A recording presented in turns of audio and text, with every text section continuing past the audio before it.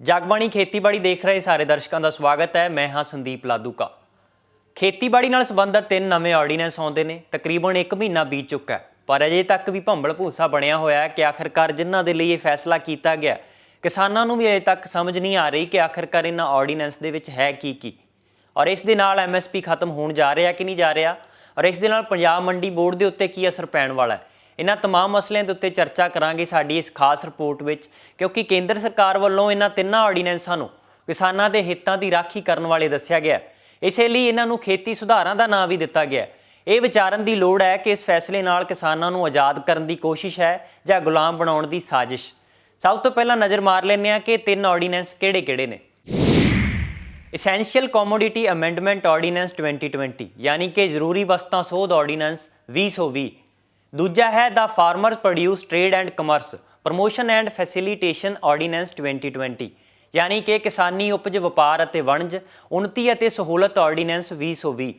ਤੇ ਤੀਜਾ ਆਰਡੀਨੈਂਸ ਹੈ the farmers empowerment and protection agreement on price assurance and farm services ordinance 2020 यानी कि ਕਿਸਾਨ ਸ਼ਕਤੀਕਰਨ ਅਤੇ ਵਿਸ਼ਵਾਸ ਕੀਮਤ ਗਰੰਟੀ ਅਤੇ ਖੇਤੀ ਸੇਵਾਵਾਂ ਆਰਡੀਨੈਂਸ 2020। ਹੁਣ ਨਜ਼ਰ ਮਾਰਦੇ ਹਾਂ ਕਿ ਇਹਨਾਂ ਆਰਡੀਨੈਂਸ 'ਚ ਹੈ ਕੀ। ਸਭ ਤੋਂ ਪਹਿਲਾ ਆਰਡੀਨੈਂਸ ਜ਼ਰੂਰੀ ਵਸਤਾਂ ਸੋਧ ਆਰਡੀਨੈਂਸ 2020। ਜ਼ਰੂਰੀ ਵਸਤਾਂ ਬਾਰੇ ਕਾਨੂੰਨ 1955 ਮਤਲਬ 65 ਸਾਲ ਪੁਰਾਣੇ ਕਾਨੂੰਨ 'ਚ ਸੋਧ ਹੋਵੇਗੀ। ਇਸ ਆਰਡੀਨੈਂਸ ਤਹਿਤ ਸਾਰੀਆਂ ਕਿਸਮਾਂ ਦੇ ਅਨਾਜ, ਆਲੂ, ਪਿਆਜ਼, ਤੇਲ ਬੀਜ, ਦਾਲਾਂ ਆਦਿ ਨੂੰ ਜ਼ਰੂਰੀ ਵਸਤਾਂ ਦੇ ਦਾਇਰੇ ਤੋਂ ਮੁਕਤ ਕਰ ਦਿੱਤਾ ਗਿਆ। ਭਾਵ ਇਸ ਆਰਡੀਨੈਂਸ ਦੇ ਲਾਗੂ ਹੋਣ ਨਾਲ ਇਹਨਾਂ ਵਸਤਾਂ ਦੇ ਭੰਡਾਰਨ ਉੱਪਰ ਕੋਈ ਪਾਬੰਦੀ ਨਹੀਂ ਹੋਵੇਗੀ। ਵਸਤਾਂ ਦੀ ਜ਼ਖੀਰੇਬਾਜ਼ੀ ਵੱਧ ਜਾਵੇਗੀ।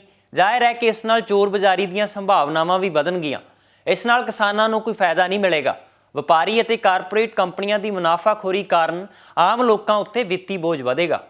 ਜ਼ਰੂਰੀ ਵਸਤਾਂ ਐਕਟ 1955 ਦੇ ਹੁੰਦਿਆਂ ਵੀ ਭਾਵੇਂ ਵਪਾਰੀ ਅਤੇ ਮੁਨਾਫਾਖੋਰੀ ਤੇ ਜ਼ਖੀਰੇਬਾਜ਼ੀ ਕਰਦੇ ਸਨ, ਪਰ ਫਿਰ ਵੀ ਉਹਨਾਂ ਨੂੰ ਕਾਨੂੰਨ ਦਾ ਡਰ ਸੀ। ਇਸ ਆਰਡੀਨੈਂਸ ਦੇ ਜਾਰੀ ਹੋਣ ਨਾਲ ਜਦੋਂ ਇਹਨਾਂ ਭੋਜਨ ਪਦਾਰਥਾਂ ਨੂੰ ਜ਼ਰੂਰੀ ਵਸਤਾਂ ਦੇ ਦਾਇਰੇ ਤੋਂ ਮੁਕਤ ਕਰ ਦਿੱਤਾ ਗਿਆ ਤਾਂ ਵਪਾਰੀਆਂ ਅਤੇ ਕੰਪਨੀਆਂ ਨੂੰ ਆਪਣੀ ਮਰਜ਼ੀ ਨਾਲ ਖੁੱਲ੍ਹਾ ਭੰਡਾਰ ਕਰਨ ਦੀ ਹਰੀ ਝੰਡੀ ਮਿਲ ਚੁੱਕੀ ਹੈ। ਨਿੱਜੀ ਵਪਾਰੀਆਂ ਨੂੰ ਮਿਲਣ ਵਾਲੀ ਇਸ ਖੁੱਲ੍ਹ ਨਾਲ ਉਹ ਖੇਤੀ ਉਪਜ ਦੀਆਂ ਕੀਮਤਾਂ ਵੀ ਮਨਮਰਜ਼ੀ ਨਾਲ ਤੈਅ ਕਰਨਗੇ ਅਤੇ ਕਿਸਾਨੀ ਦੀ ਬਰਬਾਦੀ ਦਾ ਰਾਹ ਹੋਰ ਪੱਕਾ ਹੋ ਜਾਵੇਗਾ। ਸਭ ਤੋਂ ਮਾੜੀ ਗੱਲ ਹੈ ਕਿ ਜੰਗ, ਅਕਾਲ ਜਾਂ ਹੋਰ ਕੁਦਰਤੀ ਆਫਤ ਦੇ ਹਾਲਾਤ 'ਚ ਵੀ ਕੋਈ ਗਰੰਟੀ ਨਹੀਂ ਕਿ ਸਰਕਾਰ ਇਹਨਾਂ ਭਰੇ ਗੋਦਾਮਾਂ 'ਚੋਂ ਜਨਤਾ ਲਈ ਅਨਾਜ ਵਰਤ ਸਕਦੀ ਹੈ ਜਾਂ ਨਹੀਂ। ਦੂਜਾ ਆਰਡੀਨੈਂਸ ਕਿਸਾਨੀ ਉਪਜ ਵਪਾਰ ਅਤੇ ਵਣਜ ਉન્નਤੀ ਅਤੇ ਸਹੂਲਤ ਆਰਡੀਨੈਂਸ 2020। ਦੂਜੇ ਆਰਡੀਨੈਂਸ 'ਚ ਕਿਸਾਨਾਂ ਤੇ ਵਪਾਰੀਆਂ ਨੂੰ ਕਿਸੇ ਵੀ ਉਤਪਾਦਨ ਨੂੰ ਵੇਚਣ ਤੇ ਖਰੀਦਣ ਦੀ ਖੁੱਲ੍ਹ ਦਿੱਤੀ ਗਈ ਹੈ। ਇਸ ਆਰਡੀਨੈਂਸ ਦੇ ਤਹਿਤ ਕਿਸਾਨ ਦੇਸ਼ ਦੇ ਕਿਸੇ ਵੀ ਹਿੱਸੇ ਜਾਂ ਸੂਬੇ ਵਿੱਚ ਜਾ ਕੇ ਆਪਣੀ ਜਿਣਸ ਵੇਚ ਸਕਣਗੇ ਅਤੇ ਵਪਾਰੀ ਇਹਨਾਂ ਨੂੰ ਦੇਸ਼ ਦੇ ਕਿਸੇ ਵੀ ਹਿੱਸੇ 'ਚੋਂ ਖਰੀਦ ਸਕਣਗੇ। ਇਸ ਆਰਡੀਨੈਂਸ ਦਾ ਉਦੇਸ਼ ਕਿਸਾਨਾਂ ਨੂੰ ਉਹਨਾਂ ਦੇ ਖੇਤੀ ਉਤਪਾਦਨ ਦੀ ਵਾਜਬ ਕੀਮਤ ਦਿਵਾਉਣਾ ਦੱਸਿਆ ਜਾ ਰਿਹਾ ਹੈ। ਇਸ ਦੇ ਨਾਲ ਹੀ ਸਵਾਲ ਇਹ ਵੀ ਪੈਦਾ ਹੁੰਦਾ ਹੈ ਕਿ ਇਸ ਨਾਲ ਪੰਜਾਬ ਦਾ ਜਾਂ ਹਰਿਆਣੇ ਦਾ ਕਿਸਾਨ ਜੇ ਆਪਣੀ ਫਸਲ ਨੂੰ ਵਿਕਰੀ ਲਈ ਮਹਾਰਾਸ਼ਟਰ ਲੈ ਕੇ ਜਾਂਦਾ ਹੈ ਤਾਂ ਉਸ ਨੂੰ ਇੱਕ ਵੱਡੀ ਰਕਮ ਮਾਲ ਭਾੜੇ ਦੇ ਰੂਪ 'ਚ ਖਰਚ ਕਰਨੀ ਪਵੇਗੀ। ਆਪਣੇ ਸੂਬੇ ਨਾਲੋਂ ਉੱਥੇ ਜੇ ਉਸ ਨੂੰ 4 ਪੈਸੇ ਵੱਧ ਵੀ ਮਿਲ ਜਾਣਗੇ ਤਾਂ ਉਸ ਵਿੱਚੋਂ ਢੋਆ ਢੁਆਈ ਖਰਚੇ, ਲੇਬਰ ਖਰਚੇ, ਘਰ ਤੋਂ ਬਾਹਰ ਰਹਿਣ ਕਾਰਨ ਆਪਣੇ ਨਿੱਜੀ ਖਰਚੇ ਜਿਵੇਂ ਰੋਟੀ ਪਾਣੀ ਅਤੇ ਰਹਿਣ ਸਹਿਣ ਵੱਧ ਜਾਣ ਕਾਰਨ ਕਿਸਾਨਾਂ ਦੀ ਜੇਬ 'ਚ ਕੁਝ ਨਹੀਂ ਪਵੇਗਾ। ਇਸ 'ਤੇ ਕੇਂਦਰ ਸਰਕਾਰ ਵੱਲੋਂ ਦਲੀਲ ਦਿੱਤੀ ਜਾ ਰਹੀ ਹੈ ਕਿ ਕਿਸਾਨ ਨੂੰ ਖੁਦ ਬਾਹਰ ਜਾਣ ਦੀ ਲੋੜ ਨਹੀਂ, ਬਾਹਰਲੇ ਵਪਾਰੀ ਕਿਸਾਨਾਂ ਕੋਲ ਚੱਲ ਕੇ ਆਉਣਗੇ। ਪਰ ਸਰਕਾਰ ਇੱਥੇ ਭੁੱਲ ਗਈ ਕਿ ਸਾਡੇ ਦੇਸ਼ 'ਚ 85% ਛੋਟੇ ਅਤੇ ਸੀਮਾਂਤ ਕਿਸਾਨ ਨੇ ਜੋ ਇਸ ਤਰ੍ਹਾਂ ਦੇ ਵਪਾਰ ਕਰਨ ਦੇ ਸਮਰੱਥ ਹੀ ਨਹੀਂ। ਬਹੁਤੇ ਕਿਸਾਨਾਂ ਨੂੰ ਤਾਂ ਖੁਦ ਅਨਾਜ ਖਰੀਦਣਾ ਪੈਂਦਾ ਕਿਉਂਕਿ ਕਰਜ਼ੇ ਮੋੜਨ ਲਈ ਜਿਣਸ ਦੀ ਨਿੱਕੀ ਜਿਹੀ ਢੇਰੀ ਵੀ ਛੋਟੇ ਕਿਸਾਨਾਂ ਨੂੰ ਫਸਲ ਦੀ ਵਾਢੀ ਹੁੰਦੇ ਸਾਰ ਹੀ ਵੇਚਣੀ ਪੈਂਦੀ ਹੈ ਅਤੇ ਮੁੜ ਕੇ ਬਾਜ਼ਾਰ 'ਚੋਂ ਦਾਣਾ ਪਾਣੀ ਖਰੀਦਣਾ ਪੈਂਦਾ। ਇਸ ਲਈ ਉਹ ਇਸ ਆਰਡੀਨੈਂਸ ਦਾ ਫਾਇਦਾ ਨਹੀਂ ਲੈ ਸਕਣਗੇ।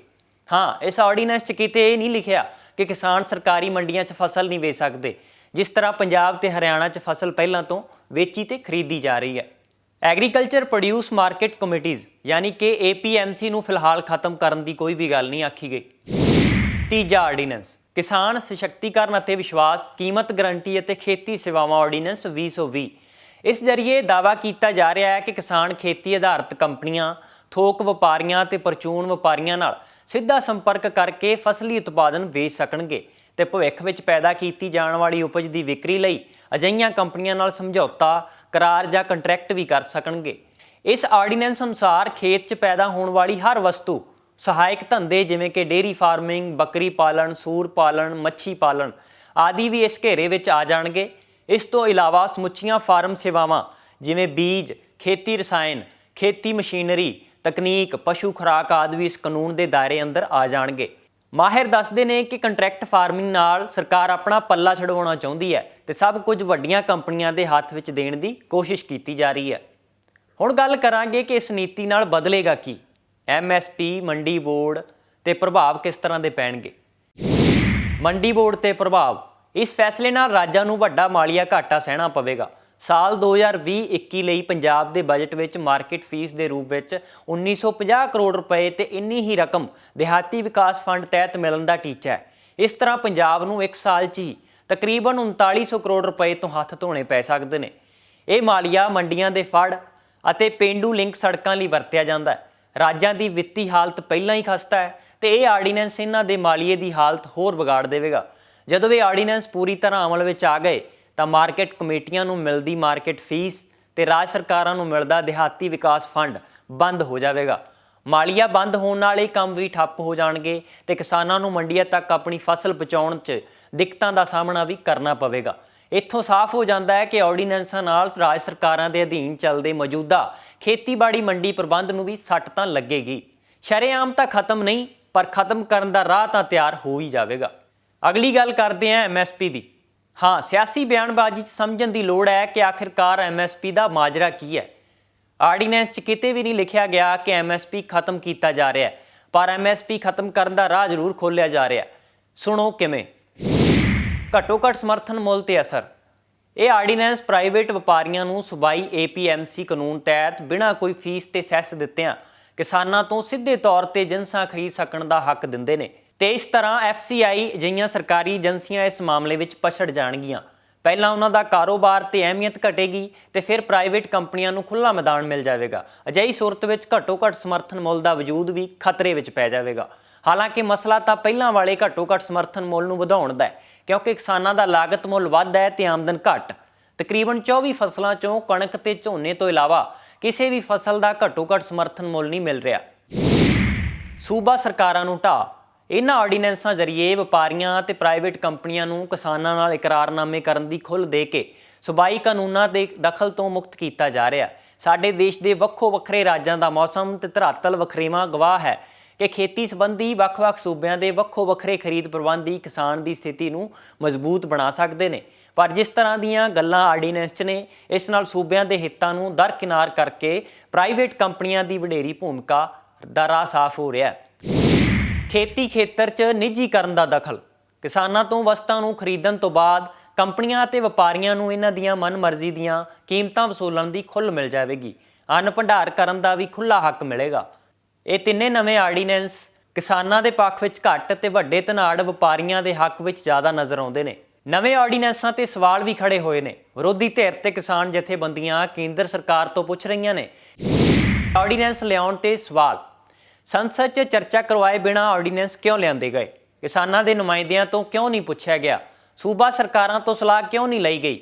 ਰਾਜ ਸਰਕਾਰਾਂ ਦੇ ਬੁਨਿਆਦੀ ਹੱਕ ਖੋਹ ਕੇ ਕੇਂਦਰ ਸਭ ਕੁਝ ਤੈਅ ਕਿਉਂ ਕਰ ਰਹੀ ਹੈ?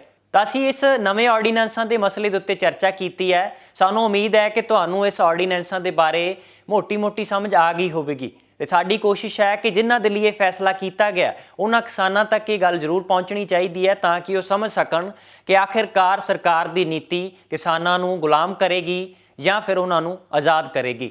ਫਿਲਹਾਲ ਇਸ ਰਿਪੋਰਟ ਵਿੱਚ ਇੰਨਾ ਹੀ। ਮੈਨੂੰ ਦਿਓ ਆਗਿਆ। ਧੰਨਵਾਦ।